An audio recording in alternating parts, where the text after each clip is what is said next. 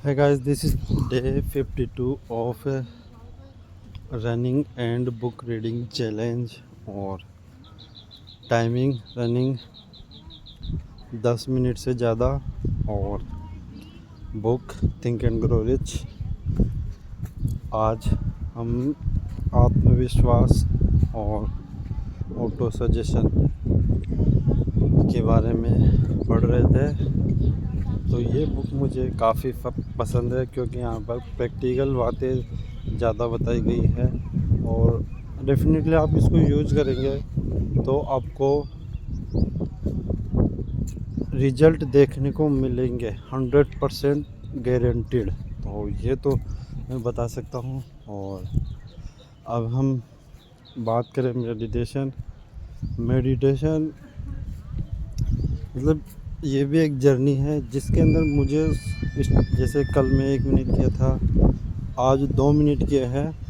और मतलब कल मैं क्या सांसों को मतलब ऐसे ज़ोर से खींच रहा था और उसको छोड़ रहा था, उसको काउंट कर रहा था। आज मैं वो नहीं कर रहा हूँ, बल्कि मैं आज सिंपली क्या कर रहा हूँ, जो भी मेरी नॉर्मल सांसें हैं, क्योंकि जब हम कोई भी काम करते हैं तो सांसें चलती रहती हैं, तो मेरे को उनको ऑब्ज़र्व करना है। तो आज मैंने मतलब ज़्यादा ऐसे प्रयास नहीं किया सांस लेने का, बस उन्हीं को ऑब्ज़र्व किया। और काउंटिंग के साथ मैं कर रहा हूँ क्योंकि बिना काउंटिंग के शायद मन भटकेगा स्टार्टिंग में, एक टाइम के बाद में काउंटिंग की ज़रूरत नहीं पड़े। और जब मैं मेडिटेशन बोल दिया हो तो माफ़ करना, मेडिटेशन करने के बाद में जब मैं अपनी आंखें खोलता हूँ, मतलब इतना अच्छा महसूस होता है।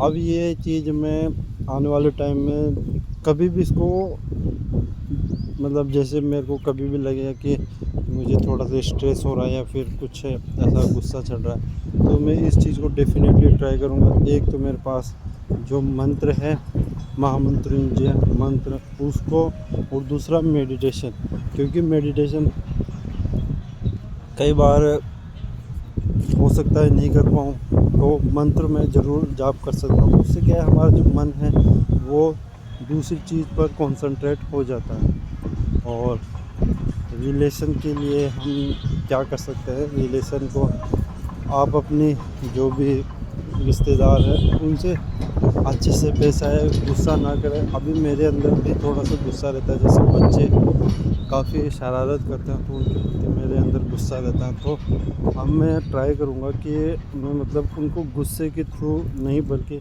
कुछ प्रैक्टिकल जो प्रॉब्लम्स हो सकती है उनके बारे में अवेयर करके उनको समझाऊँ। तो ये मैं ट्राई करूँगा। और जो वाइफ़ है उनके प्रति भी वैसे अभी काफ़ी गुस्सा कंट्रोल में है, आता है कभी कभी है ना, किसी पे भी आ जाता है, बच्चों पे, वाइफ पे, घर वालों पे या फिर और किसी पे। तो उस चीज़ को कंट्रोल करना ज़रूरी है। हाँ, गुस्सा कभी मतलब एक्सट्रीम हो जाता है तो बहुत नुकसानदायक देता है, तो उसको कंट्रोल करना ज़रूरी है।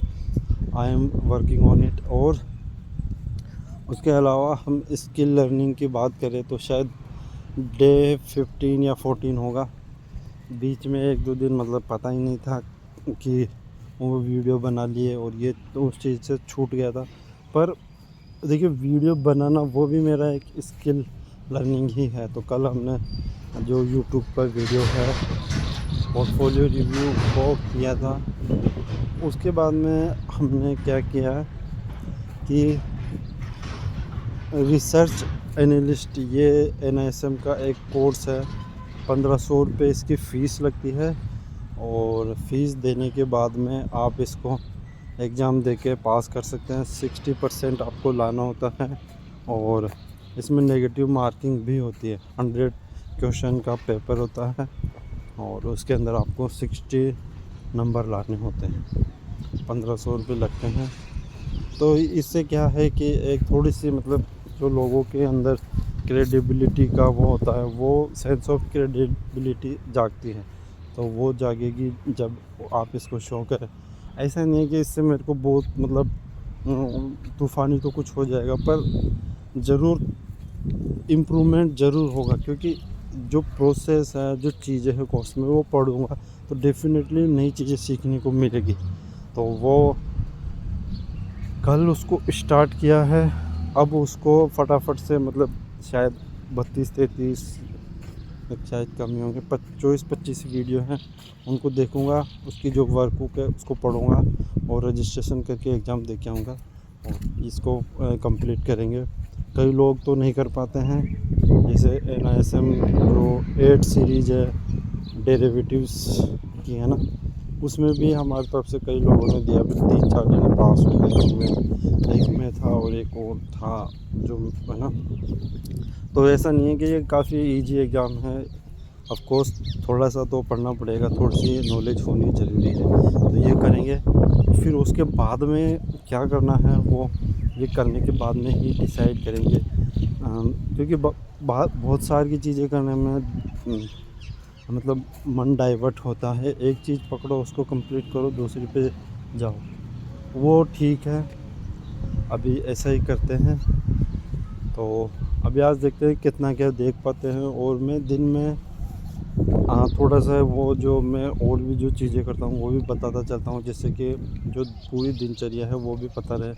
तो कल सबसे पहले वीडियो बनाया, उसके बाद में थोड़ी सी ट्रेडिंग के लिए मतलब ट्रेडिंग तो बैठ ही जाता हूँ, 8 बजे बैठ जाता हूँ। फिर उसके बाद में मतलब वीडियो लगा लेता हूँ एमओ।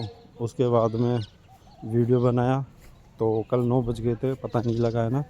फिर उसके बाद में दिन में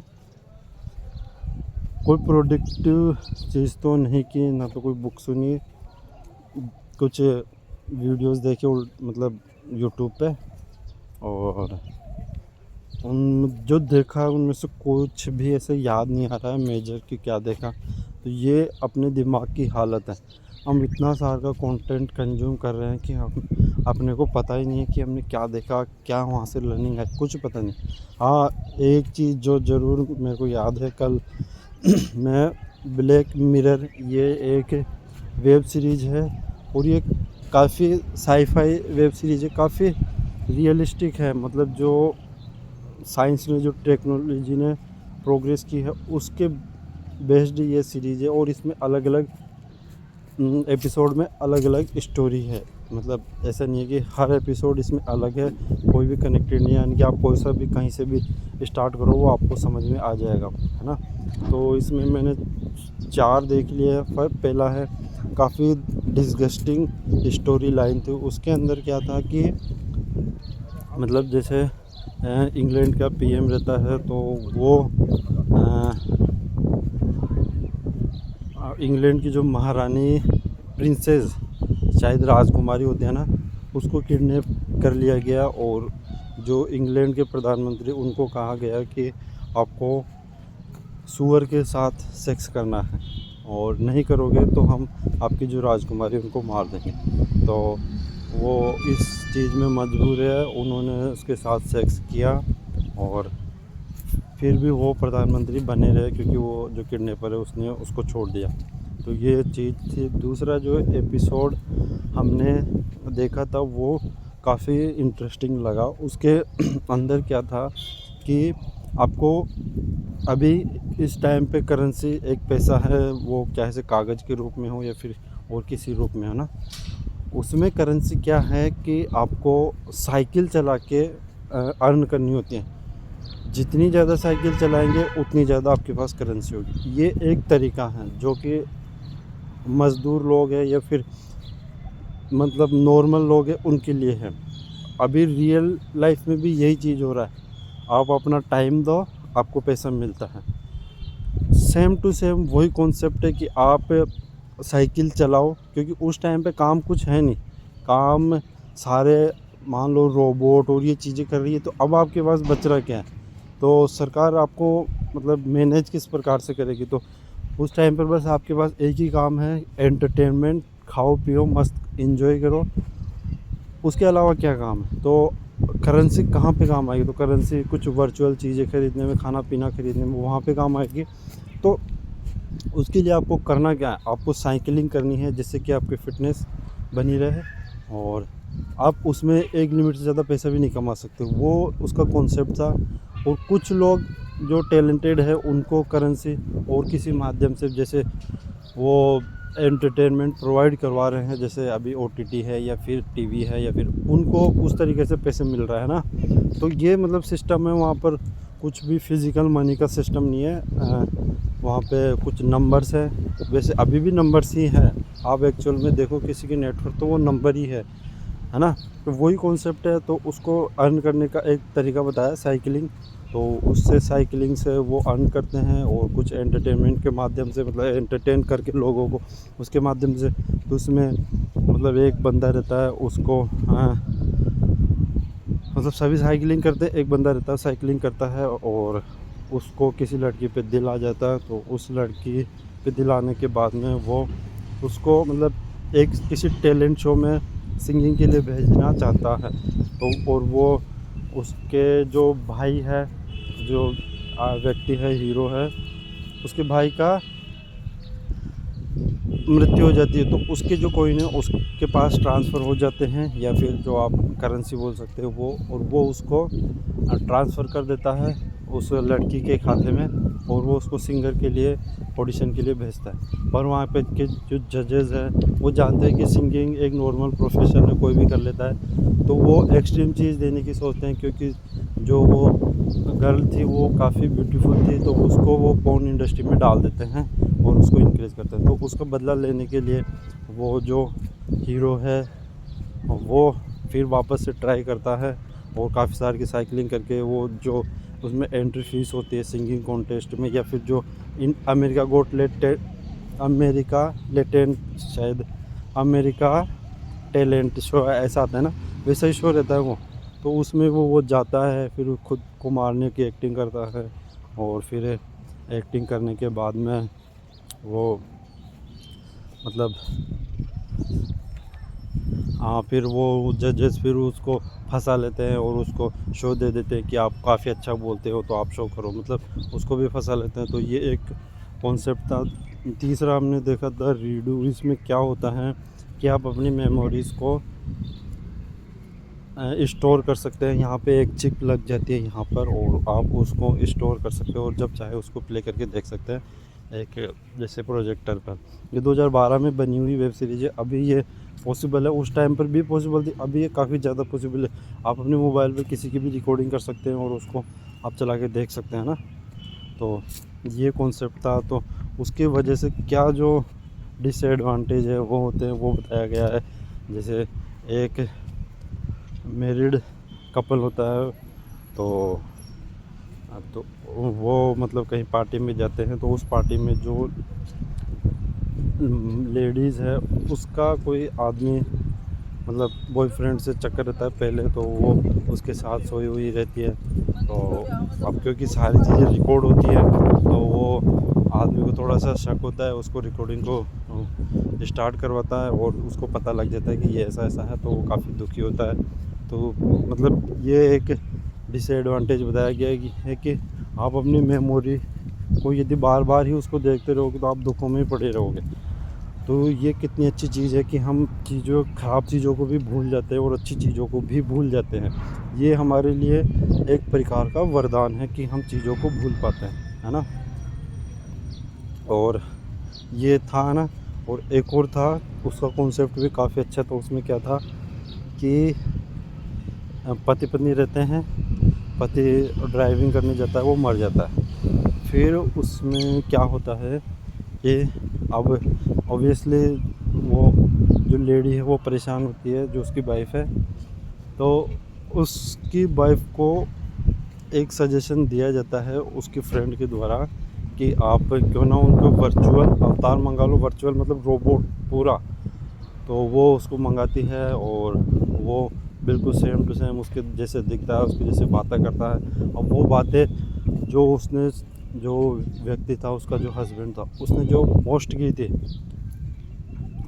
ट्विटर पे, सोशल मीडिया पे, जितने भी प्रकार के, उससे वो चीज़ें पिक करता है कि उसका नेचर क्या था, वो किस प्रकार की बातें करता था। तो वो उनको अपलोड कर देता था और फिर उससे वो मतलब डेटा लेता है और थोड़ा सा साथ के साथ सीखता भी रहता है। पर जो ह्यूमन टच है वो नहीं आ पाता। जैसे किसी भी सिचुएशन में आप वाइफ और हस्बैंड में लड़ाई हो रही है तो हस्बैंड पलट कर जवाब देता है। कोई बहुत मतलब उसको लगता है कि वो उसको देना चाहिए तो वो देता है। वो ऐसा नहीं है कि भाई बोले कि जाके कूद जाओ तो वो कूद जाएगा, ऐसे नहीं करता। बस जबकि उस रोबोट के केस में क्या रहता है, सेम उसके जैसे दिखता है, बोलता है, पर उसको खुद की सेंस नहीं। उसको बोलेंगे जाके कूद जाओ तो वो कूदने के लिए तैयार है। तो वो महिला काफ़ी दुखी होती है कि this is not my husband, it is just a humanoid. आप उसको इस प्रकार से बोल सकते हैं। तो ये था। और एक एपिसोड हमने देखा था, वो हमारे जो मोबाइल यूजेज है उसके ऊपर था कि किस प्रकार से आज की जो सोशल मीडिया है उसके अंदर लोग रिकॉर्डिंग, हर चीज़ की रिकॉर्डिंग करते हैं। और तो उसमें क्या था कि एक महिला और एक आदमी अपनी बच्ची का ही मतलब उसको मारने का वीडियो अपलोड कर देते हैं। क्या पता साइको टाइप रहते हैं क्या, या फिर पैसे मिलते हैं, उसको अपलोड करते हैं। और फिर उसके बाद में उसको सज़ा देने के लिए एक शो की तरह चीज़ें की जाती है। और उनको मतलब उस आदमी को तो जेल में डाल दिया जाता है और वो वहाँ पे मर जाता है, मतलब कुछ उल्टा सुल्टा करके। और जो महिला है उसको प्रताड़ित करने के लिए वहाँ पर एक शो टाइप बनाया जाता है। और उस शो के ज़रिए उसको उसी प्रकार की प्रताड़ना दी जाती है जिस प्रकार की उसने बच्ची को दी थी। जो भी आसपास के लोग हैं उसका वीडियो बना रहे हैं, उसके जो जो परेशान हो रही है उसका वीडियो बना रहे हैं, तो वो उसमें बताने की कोशिश की गई थी। तो ये 4-5 देखे तो काफ़ी इंटरेस्टिंग वेब सीरीज़ है। और कल जो स्किल है उसमें तो ये चीज़ें जो सीखी थी वो मैंने आपको बता दी है। तो दैट्स इट फॉर टुडे। चलते हैं फिर, और भी घर पे काफ़ी सारे काम रहते हैं।